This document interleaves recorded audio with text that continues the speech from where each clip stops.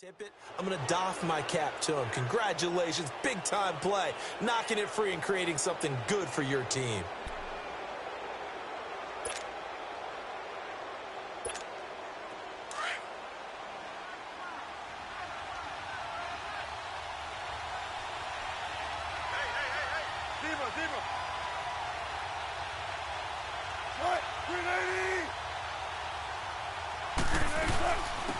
First carry for the converted wideout, J.D. McKissick. And down inside the 15 he goes. Give him 10 yards there, and about by the nose of the football, he's going to have a first down.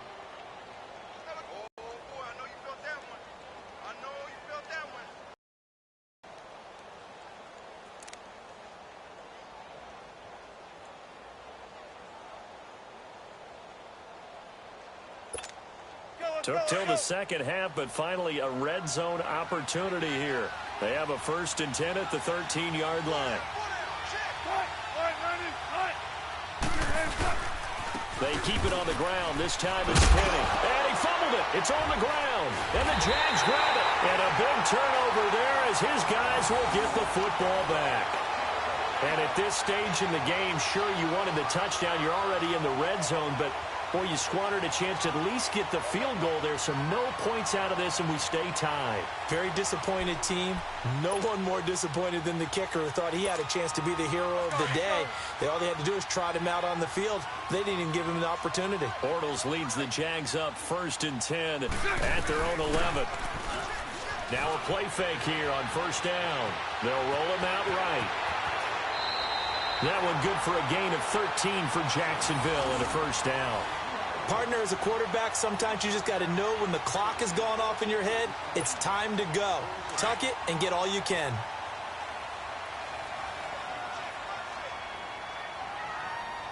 Green 80. Green 80. Green 80. Throwing on 1st down is Bortles. Throw left side complete. It's Lee. And this one will go to the 28-yard line. That throw good for 4. It's 2nd down. So that sets up 2nd and 6. Hey, let's go. Trips left. Trips left. Green 80. Green 80. Now Bortles throwing on 2nd down. Toward the center of the field, but it's incomplete. Tommy Bohannon, the fullback, is intended target. And now it's 3rd down. A pretty good coverage there, and both of these defenses, they've had good coverage throughout this one. No doubt about it, and in today's NFL, where we're used to a bit more scoring, this feels almost like a well-pitched game in baseball on both sides, where the tension continues to build. Who's going to make the big play? They find some open field here, and they're able to get this one across the 35. 10 yards there, good enough for a Jags 1st down. I definitely like the play call. You don't expect it on 3rd and 5, 3rd and 6, do you? You expect a pass play. Had a little courage there to call the run, and boy, they were successful.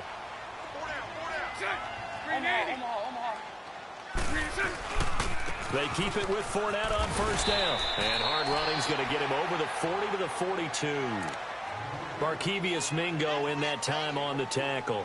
Well, they're hoping that the second half is better for him than the first half. They've got to find a way to get him going. He's a big part of their offense. Let's go, let's go.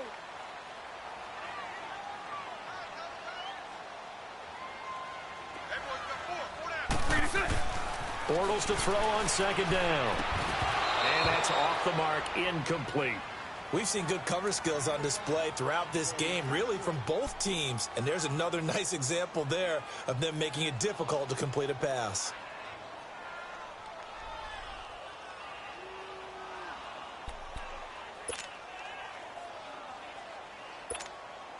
So after the 2nd down incompletion, they'll come up now against a 3rd and 6.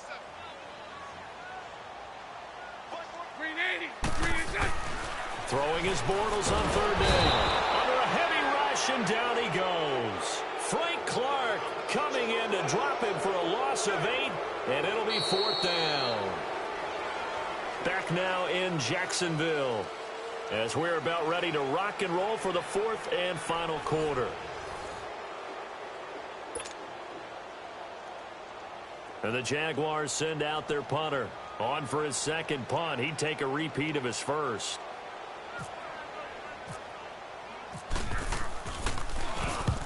Gets this one away, and boy, it's another boomer.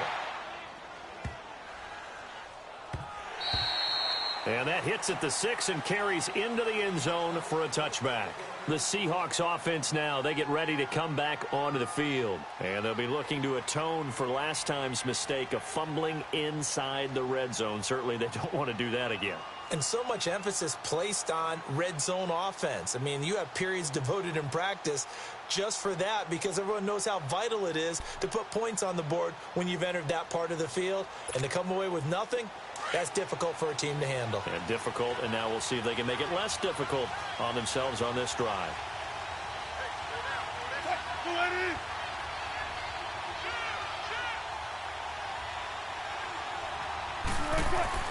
On 1st and 10, it's Wilson. Blitz coming, and down he goes. Malik Jackson breaking through to get him for a loss of 7. Well, the beauty of screen passes is they take a little time to develop, and they can often hit big, but sometimes they take too long to develop, and sometimes you get sacked. Yeah, what's perfectly called for a defense to attack a screen? Typically a blitz, and even though people think that the screen operates against the blitz, if you have the blitz called and you still cover the screen, now that allows your blitzers to get there. His throw incomplete. Now, meanwhile, here's a second down throw that's knocked away and incomplete. There are a good number of coaches that any time they call an in route are really worried about the play because there's so much traffic ordinarily that the ball has to get through to get to the receiver, and on that play, it was batted down.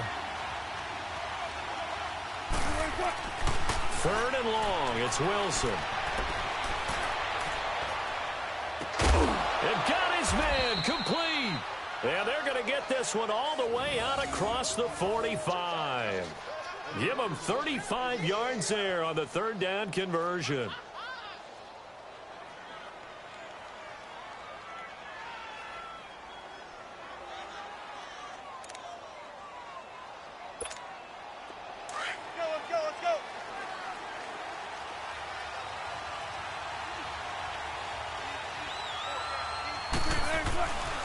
A handoff to Penny.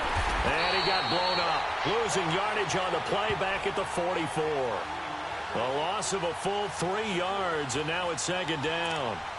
Brandon, that play typifies what we've seen from the offense all day long. They've had no success getting things going. I think for the offensive coordinator, he's got to go to that side of the play sheet that says, try something different. Try some specials, something they haven't seen all day to try and get this offense kick-started.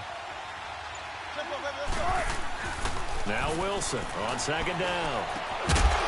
And incomplete there. A nice hit. Jars the ball free and brings up 3rd down. Time for a break. We'll come back and see how it all shakes out after this.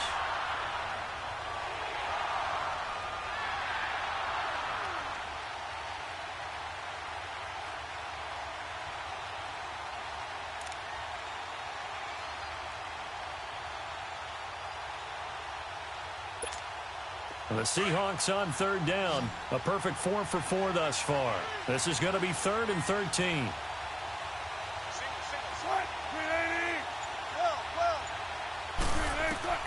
Throwing now is Wilson. And oh, look at that. A diving catch. 15 yards through the air and a 1st down. Partner, you got to like what they're doing right there. Little by little, they're getting closer. Another good pickup.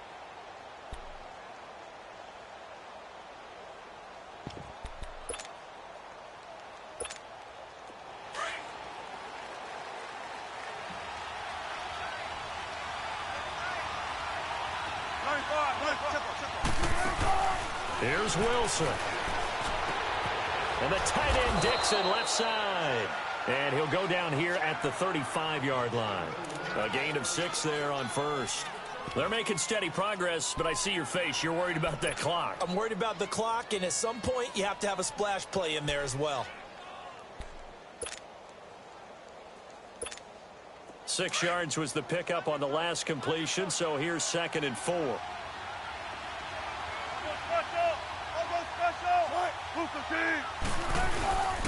On 2nd down, here's Penny. And he'll be taken down at the 34. Just a yard on the pickup there, and it'll leave him with a 3rd and 3. I like it. I like the call. Still an opportunity to run the football and chew up a little more time off the clock.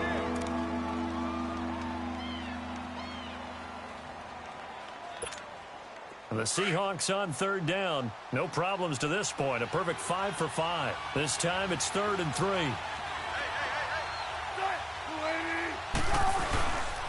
They'll try and run for it with Penny. And he'll maybe get back to the line of scrimmage, but no more than that. And now the Jags defense deciding to call a timeout as the clock stops here with 46 seconds left to play.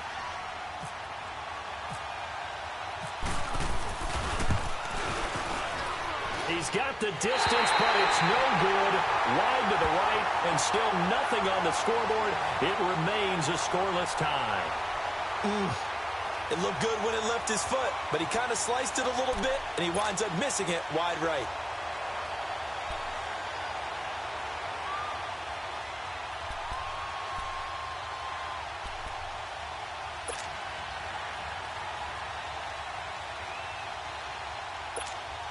They've got good starting field position as they come up here 1st and 10. Omaha. Sunday. Bortles to throw.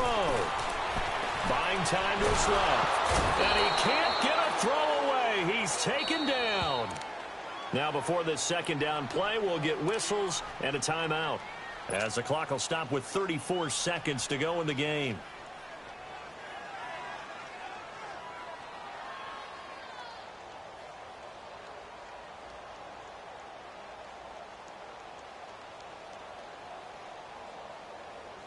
Work to be done here on 2nd and 16 after the sack.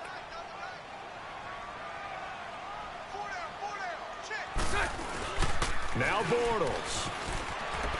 He'll buy some time right. Incomplete. Back-to-back big plays defensively. First the sack. Now they force the incompletion on 3rd and long. Things looking pretty good for them. And this is where they have to be careful because they've got the momentum going their way. They will be really amped up to get to the quarterback. Look out. Draw, screen, something that can be used against them. An incomplete pass on that last play, and that means they'll need to come up with something here on 3rd down. Back to throw, Bortles. And he can't get a throw off. He's taken down. What a huge play at this point in the game. K.J. Wright. Now the Seahawks going to use the first of their timeouts as they'll stop it with 17 seconds to go in the game. And the Jaguars send out their punter as the drive goes backwards, so he's on to punt it away.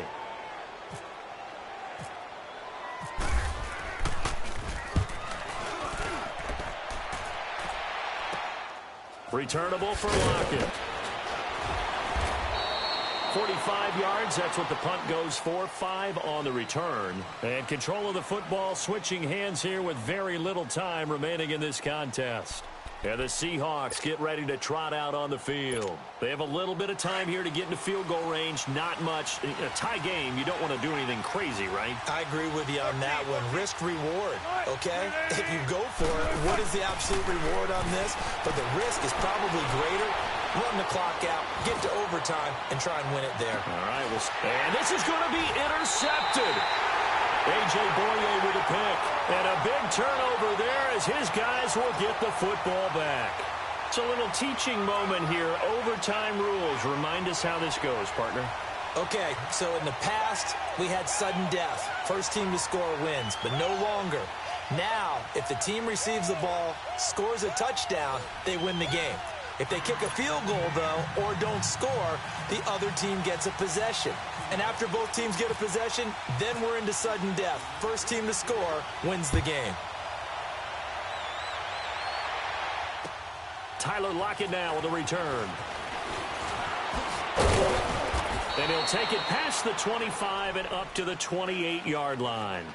The Seahawks offense now, they get ready to head back onto the field. Set for their first drive here in overtime, and this is where the crowd can really become a factor. They've had to battle it all day, but I know what you're saying. In overtime, That gets doubled, doesn't it? At least, because now the crowd really wants to be involved and help their team, and that first drive can dictate the whole thing because they know if this team takes it downfield and scores a touchdown, it's game over. It's been loud in here so far.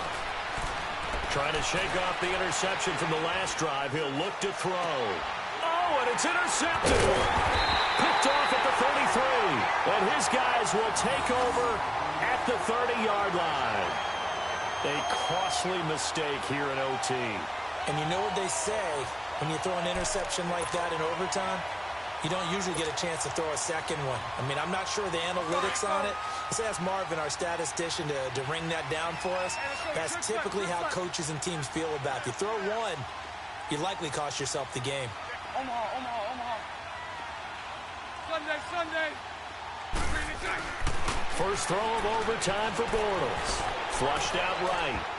Pass incomplete. The veteran Byron Maxwell forcing the incompletion. Another nice job there defensively. They've really stymied their passing attempts, and it continues in overtime. And for them to do that, that means they've had to be cohesive on defense. Pressure in the quarterback's face. Good coverage of not just the wide receivers, but the tight end, the running backs when they try and slip out, and making sure they're at the point of attack. When the ball's in the air, they get there and help force some of those incompletions. Floating one incomplete. You don't want to throw away this excellent field position, but that's 2 incomplete passes in a row.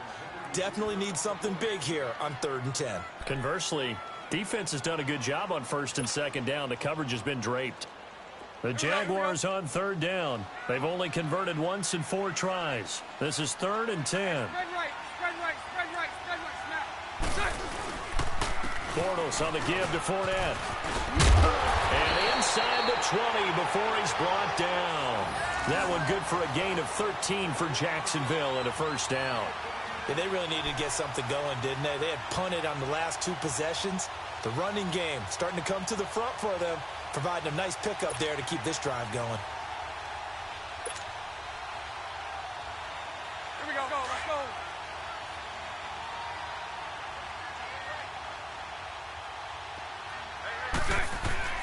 Bortles now on 1st down.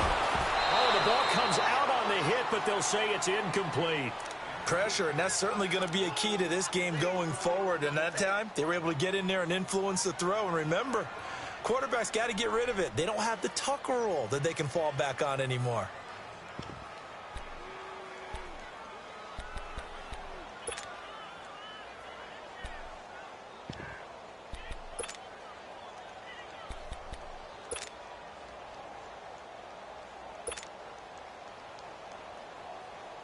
An incomplete pass on 1st down. That leads to a 2nd and 10.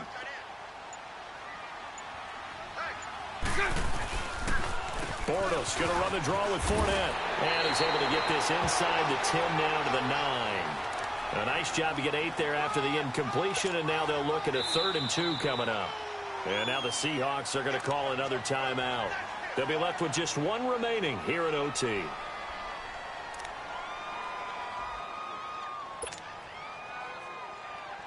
The Jaguars on 3rd down. 2 for 5 to this point. This time they face a 3rd and 2.